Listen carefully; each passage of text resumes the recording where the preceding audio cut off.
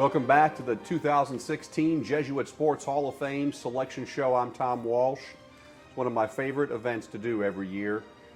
This way to meet the new Hall of Famers for the Jesuit Sports Hall of Fame, and we have a stellar class this year. Our next Hall of Fame inductee, Rich Wachsman, a name that's well known to the Jesuit community. Rich is from the Jesuit class of 1988, and he did his sporting excellence primarily on the soccer field. Rich, it's great to have you join us today from Illinois. Thanks, Tom. It's a pleasure joining you guys, and I'm thrilled to be and blessed to be recognized as a member of the Hall of Fame. So I appreciate joining you today. Well, you know, we've had so many great athletes that have come through Jesuit, but when I was looking at your bio, I said, well, this guy absolutely 100% a Hall of Famer. Let me give some of the highlights. I won't be able to get to them all, but 3-year letterman at Jesuit from 86 to 88, captain your junior and senior year. You were named first team All-Metro by the Dallas Morning News your sophomore and senior years. You were the sophomore newcomer of the year. You were All-State your senior year. 2-year TCIL state champion in soccer. The North Texas State soccer team 85 to 88, Region 3 regional team 87 and 88, and you competed internationally in Germany, Denmark, and England from 84 to 86, and of course all in soccer. But your career didn't end there. You went on to the University of North Carolina at Chapel Hill, 4-year letterman, captain of the soccer team your junior and senior year, all ACC your senior year, and you know, you broke your tibia and your fibula with 3 games left your senior year, which ended the dreams of continuing your career. But by that point, you'd also left an outstanding athletic mark in soccer at the University of North Carolina. So, with that incredible backdrop, so deserving of being a Hall of Famer, you know, we've got the most legendary coach in the state of Texas, if not the country, in soccer here at Jesuit. Of course, he's been here for a long time, and you played for him, Charlie DeLong. Why don't you talk for a minute about Charlie DeLong and the experience of playing soccer for a legend like him? Yeah, I don't think many kids get to play, you know, going through high school, get to play for a coach like Charlie DeLong. I mean, some of us that are invested in soccer usually get that type of experience in our club soccer, but having someone like Charlie within the high school ranks, you probably don't get a coach with his credentials, not only playing professionally, but also being a member of, you know, the regional and national pool of coaches that we have within the U.S. So it was incredible being able to play for him during that time, and it was a lot of the successes that we had during that time wasn't because of one individual. There was quite a few stellar soccer players that came through, especially over the 3 years that I was there. But I know that the list continues from year in and year out, and I don't know how long Charlie's been there. But if it's been 30 years, 30 plus years, I think every year we could probably look at his teams, and there's probably 3 or 4 of us that could be sitting here today. Well, and talking about that, 3 or 4 of you that could be sitting here today, you played with some outstanding Jesuit soccer players while you were here, and a few of them are also members of the Jesuit Sports Hall of Fame. Yeah, that's right. My sophomore year, when I played Chris Helling, who was a senior goalkeeper and went on to play at Stanford, I think. He did play at Stanford. He was a goalie. In fact, we had 2 incredible goalies at the time. We had another one by the name of Sam Bloom, who actually went and played at Virginia a little bit. So we probably had 2 of the best goalkeepers in the state at that time. I also played with Tim Trevino, who's a fellow Hall of Famer. He was my year. Louis Ballady, who was actually in the Hall of Fame for probably 3 or 4 different sports. The guy was great at everything. And then there was John Reynolds, who was a year younger, that I'm really close with still. That was a Hall of Famer as well. So not only did I get to play with those guys, but even during some of the winter practices that we had, when a lot of the guys that were older would come back, they would come back and mix it in with us. And I got to experience playing with some guys that were 5-10 years older than me.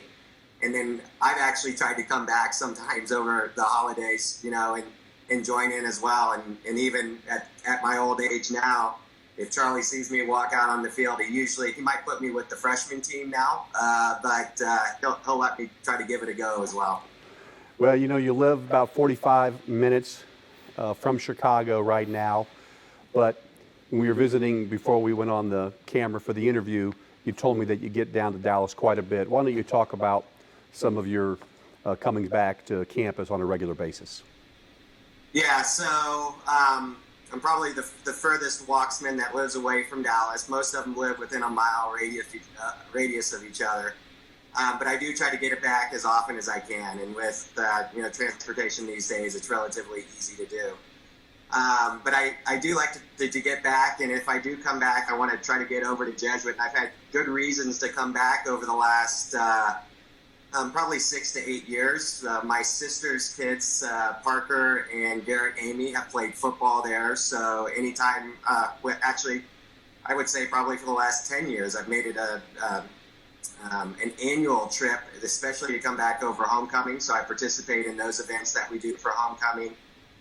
Every time I come back, I try to hook up with Charlie. Obviously he's out on the football field with those guys. So it's great to see them at homecoming. And then, like I said, over Christmas, if schedules coordinate and they're doing practices at the right time, I like to try to get back for that as well. Also have a lot of family there related to the Barons. So they're very involved in Jesuit, and I'm waiting now for my younger brother's kids to start going through there, so I have a good excuse to come back and watch some of the sporting activities that they do. Well, I know you know that I've been calling the Jesuit football games on the radio with Jack Fitzsimmons for the past 18 years, but I saw every game that the Amy's played in, and I'll tell you what, those two young men were outstanding, phenomenal football players. You also mentioned the Barons. I think it was John Barron, if I'm remembering correctly. That was that your cousin or nephew? That's my cousin, my first cousin. Yeah, he would have played in the last 4 or 5 years. Yep, he played a little bit with Parker Amy, and I got to watch him play as well. Yeah, and he was excellent as well. Anyway, let's talk about the impact of Jesuit. One of the things that I'm always taken by is just the fond memories and the life experiences that people can attribute the positive impact having attended school here at Jesuit. What has Jesuit meant to you?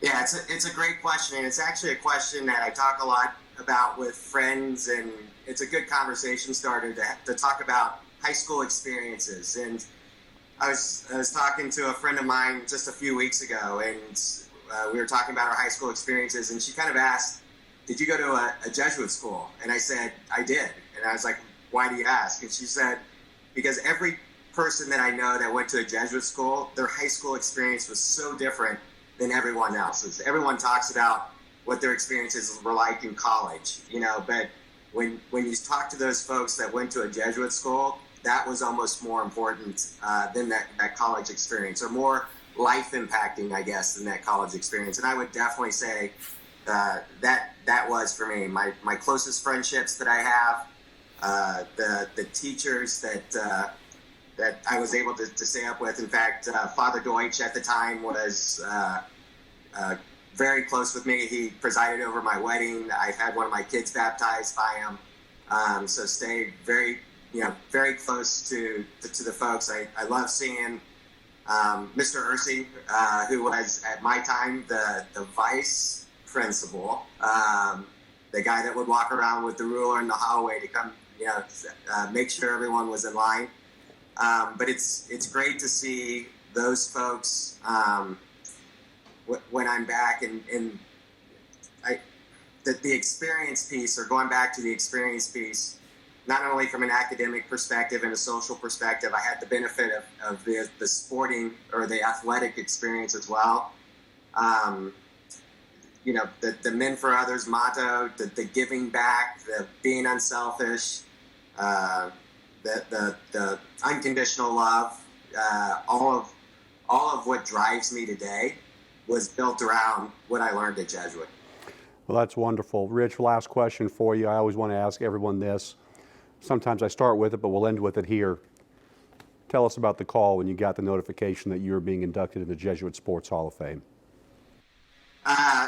Thrilled thrilled to death. So I got a quick story, a couple stories for you, but my brother Paul is actually an honorary member of the Hall of Fame. So I think whenever that was 5 or 6 years ago, or might have been even longer, I came back for that, and I was like, man, this is incredible, and I would love to be part of that in that experience. And as the years went on, and there's more incredible athletes that have an opportunity to do it, I kind of thought my days were numbered. So getting the call from Tim, and I kind of reconnected with Tim over probably the last 3 or 4 years, especially coming back. I see him at the homecoming events. It was wonderful to have him give me that call and share the news.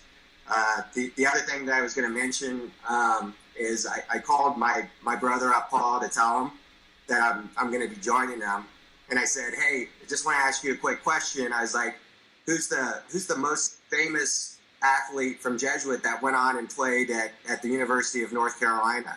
And he goes, that's easy, Jeffrey Schottner. As you know, Jeffrey's there playing football, just graduated, had a stellar career there as well. But I was like, yeah, you're probably right. Yeah, well, he was a great one. I know that I think it was last year, Jeff Schottmer intercepted a pass on national television against Notre Dame and took it into the end zone for a pick six. But I'll tell you what, Rich, you're very deserving of this honor. Congratulations to you. North Carolina was lucky to have you. We're excited about seeing you get inducted on May 7th, 2016.